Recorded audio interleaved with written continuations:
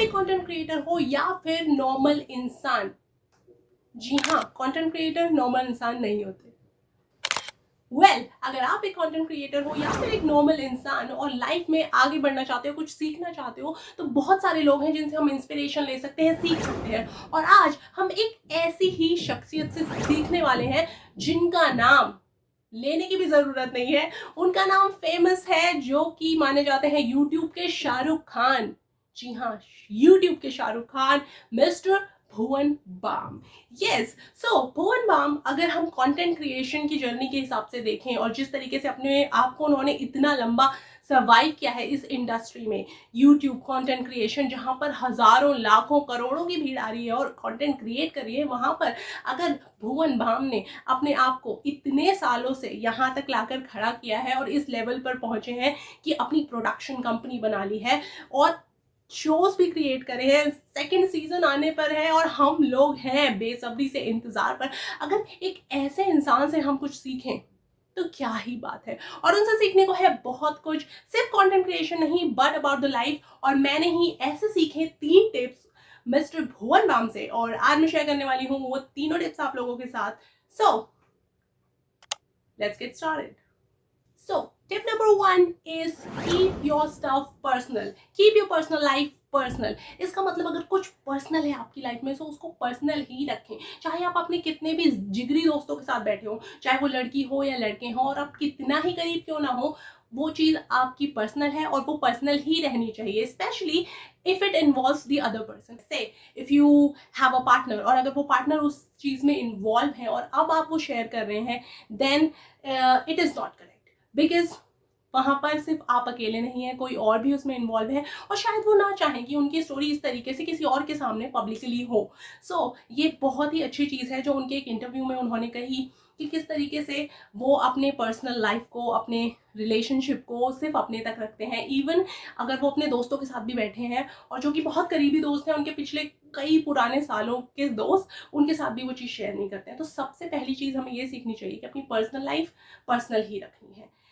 So for example, अगर मान लीजिए आपके कोई पार्टनर है और आप उनके मैसेजेस अपने फ्रेंड्स को पढ़वा रहे हैं सिर्फ ये सोचकर कि आप कितने कूल लगने वाले हैं। सो आप कूल नहीं, फूल हैं, क्योंकि वो तो आपको अपने मैसेजेस नहीं पढ़वा रहे, लेकिन वो आपकी पर्सनल लाइफ में घुस रहे हैं और वो पर्सनल चीज़ें देख रहे हैं जो कि आपके पार्टनर और आपके बीच की है। और अगर वो चीज़ें बाहर जाएंगी तो may be who knows in future वो उस चीज़ का किस तरीके से इस्तेमाल करें, और अगर ना भी करें तो भी आपकी पर्सनल चीज़ें पर्सनल ही रहने दीजिए। अदरवाइज ऐसे कई लोग होंगे जिन लोगों ने ऐसा किया होगा, अपना कुछ पर्सनल दूसरों के साथ शेयर किया होगा और उसका उनको खामियाजा भुगतना पड़ा होगा। And I am sure you are one of them. If you are, do let us know that, do let me know that अगर कुछ ऐसा हुआ है और क्यों हमें ये चीज़ नहीं करनी चाहिए, और क्या ये पॉइंट वैलिड भी है, और जस्ट हमारी लाइफ है, हम जिसके साथ मर्जी शेयर करें।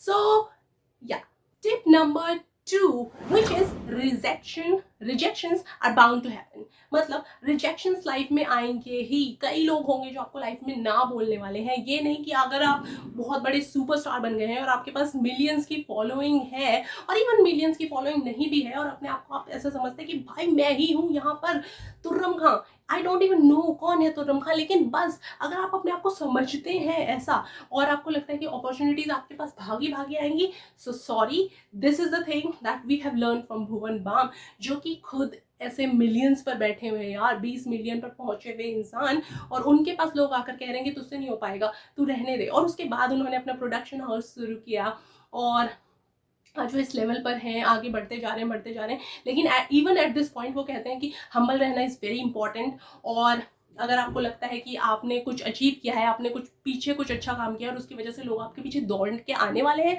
सो सॉरी, अगर उनके साथ ऐसा नहीं हुआ है तो we can't expect that seriously, right? So it's better to go out, ask for work। हाँ, कई बार ऐसा लगता है कि हम पूछने जा रहे हैं, भले for example in real life आपको एक जॉब चाहिए और अब आपको किसी फ्रेंड को या किसी रिश्तेदार को बोलना, और आपके पेरेंट्स आपके पीछे पड़े कि जाके उनसे बात कर, अरे वो बहुत अच्छी कंपनी में, उनसे बात कर ले, लेकिन आप नहीं करते क्योंकि आपको लगता है कि यार चेप लगेगा, यार उन्हें कैसा लगेगा कि कैसे ये मेरे पीछे पड़ गए हैं जॉब के लिए। एंड ऐसा एग्जाम्पल एग्जैक्टली मेरे घर पर भी है, जहाँ पर हमने इतना कुछ नाम नहीं कमाया, इतनी कुछ इज्जत नहीं कमाई, लेकिन ऐसा लगता है कि यार बाहर जाके कुछ बोल देंगे ना बेइज्जती हो जाएगी। तो ये सबसे बड़ी चीज़ है। अगर इतना बड़ा क्रिएटर इतने नंबर्स के बाद, इतने लोगों के प्यार के बाद अगर वो ये कह रहे हैं कि आपको अपने काम के लिए काम कर मांगना पड़ेगा और आगे जाना पड़ेगा, पूछना पड़ेगा, क्योंकि ज़्यादा से ज़्यादा क्या ही होने वाला है, आपको ना मिल जाएगी। ये आपको जानने की ज़रूरत है कि रिजेक्शंस होंगे ही लाइफ में, आप कितने आगे पहुंच जाएं, कितने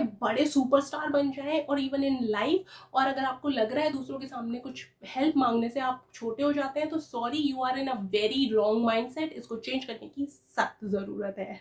let's move on to tip number 3, which is ask. Simple, right? बहुत सिंपल है। आस्क, पूछो। अगर आपको कुछ हेल्प चाहिए, कुछ काम चाहिए, किसी से मिलना है, कुछ भी है यार, पूछ लो। क्यों शर्मा रहे हो? क्या डर लग रहा है तुम्हें? ज्यादा से ज्यादा क्या होगा यार, ना ही हो जाएगी। कितनी ही बेइज्जती हो पा रही है, कितना ही तुमने इस लेवल को अचीव कर लिया कि तुम्हारी थोड़ी सी ना बोलने में इतनी बेइज्जती हो जा रही। तुम्हारा ईगो किस लेवल पर पहुंच गया है यार अभी से। So it's better to ask. Rejection are bound to happen, जैसे कि उन्होंने कहा, right? So you should ask whatever you want। ज्यादा से ज्यादा ना होने वाली, और अगर हाँ हो गई तो भाई चांदी ही चांदी है, right? So this is so simple yet powerful. Just simply go and ask. अब आस्क का मतलब ये नहीं कि जाके भीख मांगनी है। आस्क का मतलब है शो योर वर्क फर्स्ट। दिखाओ आप में टैलेंट है, कुछ करो, and then you can ask कि यार मैंने ये करके दिखा दिया भाई, अब इसके बाद देखो मैं ये कर सकता हूँ, गिव मी दिस अपॉर्चुनिटी। अगर वो हाँ बोलते हैं देन इट्स ग्रेट, अगर ना बोलते हैं then you can open your production house. Well, no, you can go ahead and try or at some another place, or keep working on your art. So that is what you can learn from Mr. Bhuvan Bam, right? So these 3 things, summary agar hum conclude kare, so first is keep your personal life personal. Second, rejections are bound to happen. Third, ask. So simple, ask. So this was all for this video, learning from Bhuvan Bam, and I hope you get some value out of it. And if you did, do let me know what exactly out of these 3 things that you are doing in your life, और क्या तुम इनमें से करने वाले हो, right? Okay, hope to see you in the next video. Have a great time, have a great day. See you.